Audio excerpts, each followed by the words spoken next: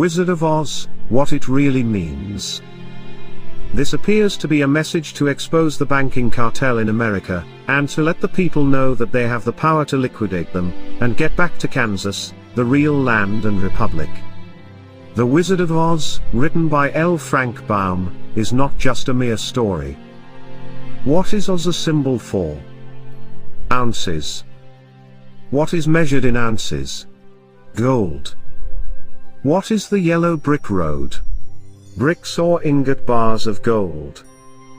The character known as the straw man represents that fictitious, all caps, legal fiction, a person the federal US government created with the same spelling as your birth name. Remember what the straw man wanted from the Wizard of Oz? A brain? No juristic person, legal fiction, paper corporation has a brain because he or she has no breath of life. What did the straw man get in place of a brain?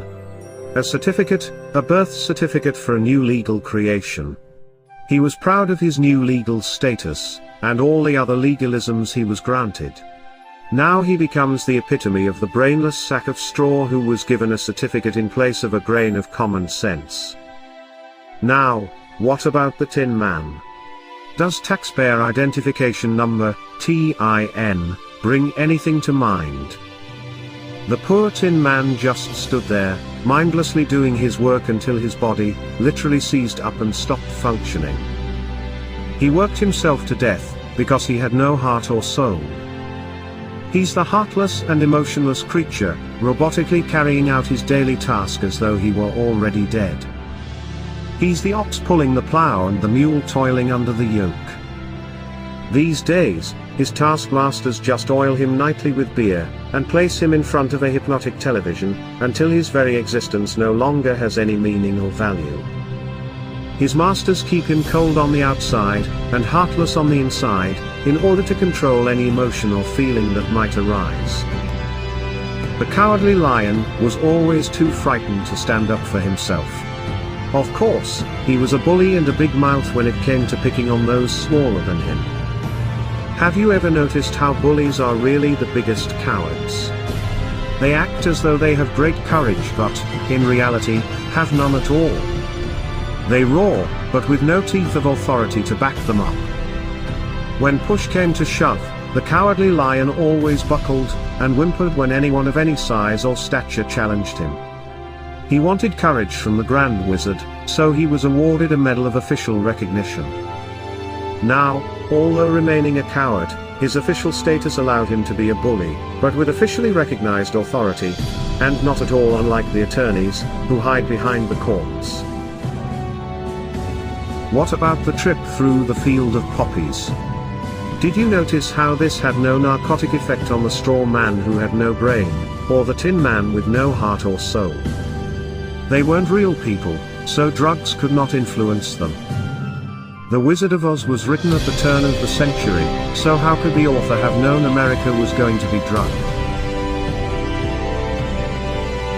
The Crown has been playing the drug cartel game for centuries. Just look up the history of Hong Kong and the Opium Wars. The Crown already had valuable experience conquering all of China with drugs, so why not the rest of the world?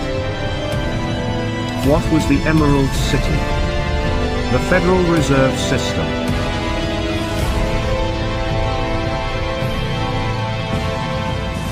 Who finally exposed Wizard for what he really was.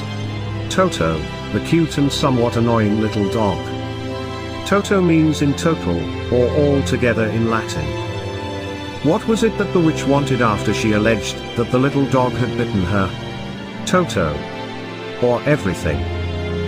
Notice how Toto was not scared of the great wizard's theatrics, yet he was so small in size, compared to the wizard, that no one seemed to notice him. The smoke, flames and holographic images of Oz were designed to frighten people into doing as the great wizard commanded. But Toto simply padded over, started barking until others paid attention to him and came to see what the barking was about. Who was behind the curtain? Just an ordinary person controlling the levers that created the illusion of the great wizard's power and authority. When Toto pulled back the curtain and completely exposed him, the charade was at an end. The veil hiding the corporate legal fiction and its false courts was removed. The wizard's game was up, and what was he after all? A conman, a fraud. We can see, in this tale, just how loud the bark from a little dog can be. Most of us remain silent and wait to be given whatever food and recognition, if any, by our legal masters.